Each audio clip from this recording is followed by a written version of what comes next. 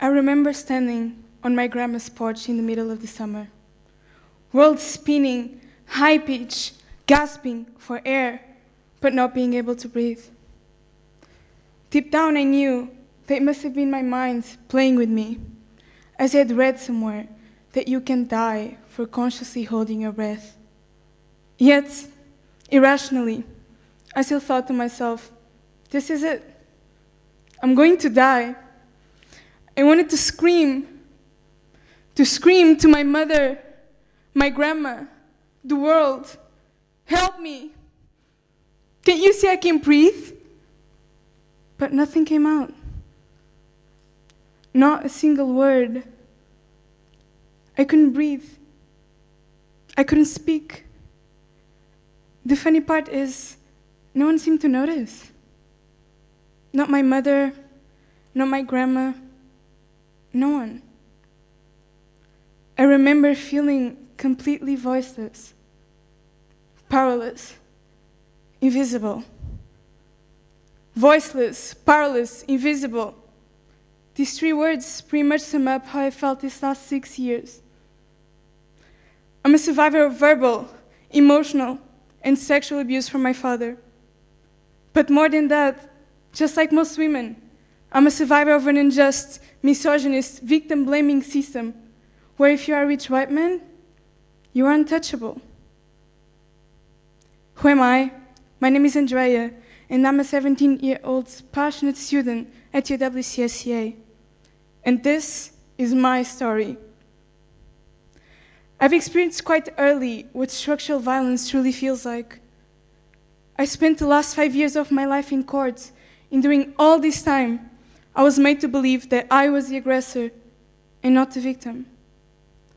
Every time, my father would use his social and economic influence to manipulate court officials and services, the police and force systems, everyone. He would come after me everywhere I would go. He would be waiting outside my school, outside my house, everywhere. It didn't matter how many times me and my mother changed houses, because we would always find out where we were. I lived in pure fear, and I felt stuck, suffocated, hopeless. Something that took me a long time to understand is that the child here was me, and that fathers are the ones who have the duty and responsibility to protect from harm. But what happens when we need protection from those who are meant to protect us? As unbelievable as it sounds, during all this time, the child's interest, my interest, was never respected nor taken into consideration by any of the adults involved. My father, judges, attorneys, police officers, psychologists, social care workers, everybody failed me. The system failed me. During the last 5 years, all I ever heard was, "Is your father? Father, there's only one. You just have to learn how to accept it and live with it." Or, "You're just doing this to hurt your father, right? This is some kind of teenager tantrum." Or, "Oh, your mother put you up to this to punish your father." Or even, "He didn't mean it. He doesn't understand what he did wrong. You have to talk to him. You have to teach him how to be a father." And this is serious. This culture of normalization of violence and abuse has huge effects on people, especially children. It got to a point where I truly started to question myself. I could no longer hear my own voice. I would go through phases when I literally couldn't speak. They put me on the edge of serious mental disorders and dangerous deep phases of depression. Eventually, though, I realized I had one of two choices. I could either let it consume me completely or make sure that one day, my voice would eventually be heard. That I would not stop until my voice was heard loud and clear. That I would not stop until there was still 12-year-old me out there, completely voiceless. And here I am, giving a TED Talk in the other side of the world, safe and sound, pun intended. Well, some of you might be thinking that I'm crazy for exposing myself like this in a TED Talk of all places, inside of a shrink's office. But actually, storytelling, sharing your own story, has been shown to be incredibly powerful for your own healing process. It is considered an effective method for treating PTSD, as it helps you to make sense of what is going on in your heads in order to process events. And I can tell you it does work, as I've experienced it firsthand. The experience was so traumatic for me at first that I completely shut down those memories. I would have panic attacks and not know why. It's like I started to remember in pieces. To be honest, I still do. But if there's something that I've learned by being constantly forced to talk about it and relive it over and over again, is that each time it would hurt less, and I would become better aware of what had happened. For a long time, I didn't understand why I felt this repulse against my father and paralyzing fear. I remember thinking, there must be something wrong with me. All daughters like their fathers. Why don't I like mine? Meanwhile, the panic attacks were constant. So I went to a psychiatrist, and she asked me to write a letter to my father. Not to actually give it to him, but to allow myself to release all the emotions and feelings I had been holding in for so long. Curiously enough, it was in that moment, halfway through that letter, that pieces started to fall into place, and I realized what had occurred. Even though I'm still healing, I want to share my story, because another really important factor in the process of healing and self-empowerment is knowing that you are not alone. When you share your story, wherever it might be, you end up finding people that have gone through similar situations, or even if completely different, understand you and support you. Actually, studies have shown that when you put yourself out there and share your story, you're more likely to have a stronger sense of belonging. Well, but wouldn't that mean that we will be constantly putting ourselves in a vulnerable situation? Yes. And that's exactly my point. As I'm guessing many of you have, all my life, I've been hearing that vulnerability equals weakness. That if we let ourselves be in a vulnerable position, people are going to take advantage. But vulnerability is not a sign of weakness. Vulnerability is a sign of courage, of strength. And believe me when I tell you that everything I've ever achieved, being finally heard in courts, being able to be here at UWC, everything was when I let go of all restraints and allowed myself to be vulnerable. I know it is easy to say. It is scary. And yes, it is also very painful. But a thing that many people still don't understand is that it's not about the other person's reaction. It's all about you. It's about self-empowerment. In fact, when I was forcibly being vulnerable in courts, to the police, social care, well, most of the time it was not that well received. In part because of the strong social and economic influence of my father, and in part because, unfortunately, there are still strong misogynist beliefs embedded in our society, and rooted in our justice system. But as much as receiving judgment when telling your story can be extremely hard and hurtful to take in, at the end of the day, it is still incredibly empowering. Even though I kept being judged, humiliated, marginalized, wronged, and sandbagged, I refused to keep being silenced, and I found the power within to keep on going and share my story over and over again until it could no longer be ignored or muffled.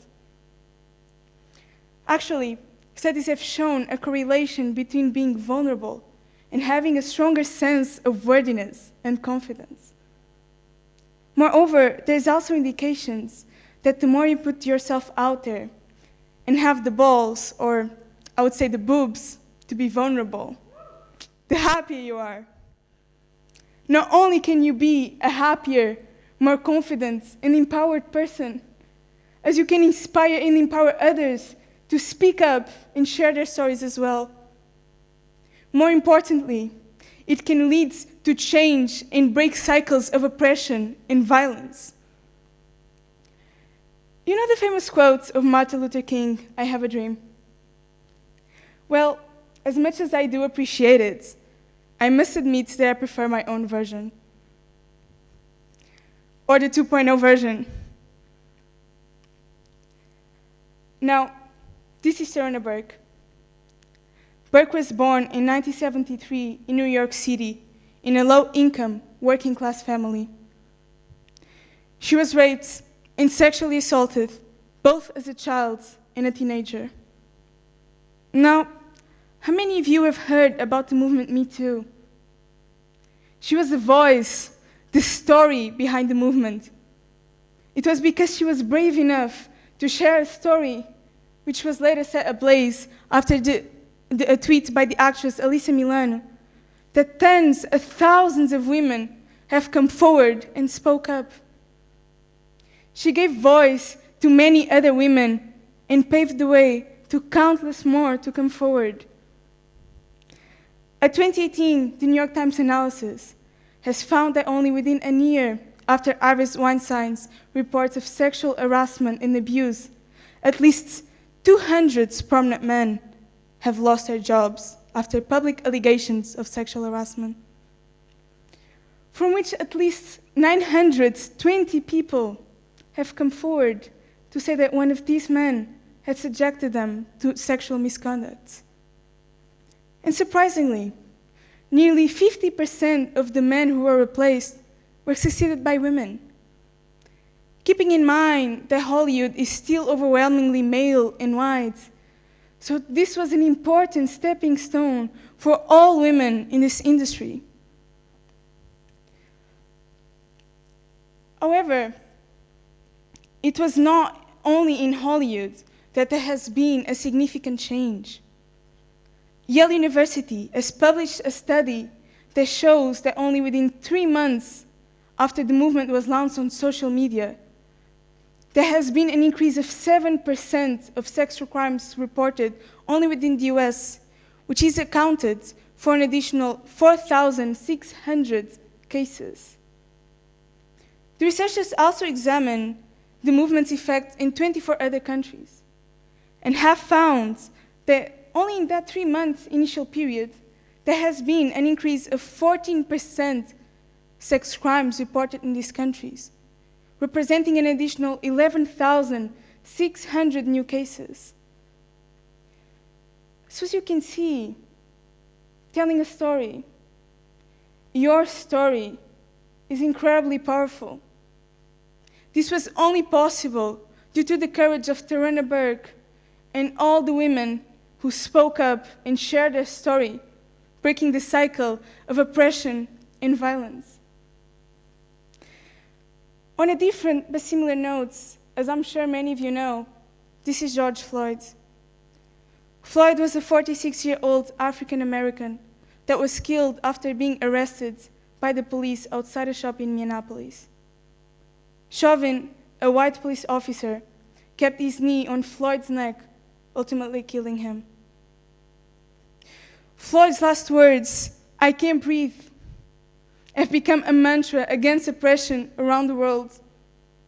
Not only does it symbolize all innocent African American lives taken by white police officers, as it represents all victims of oppression that, just like me, refuse to keep being silenced.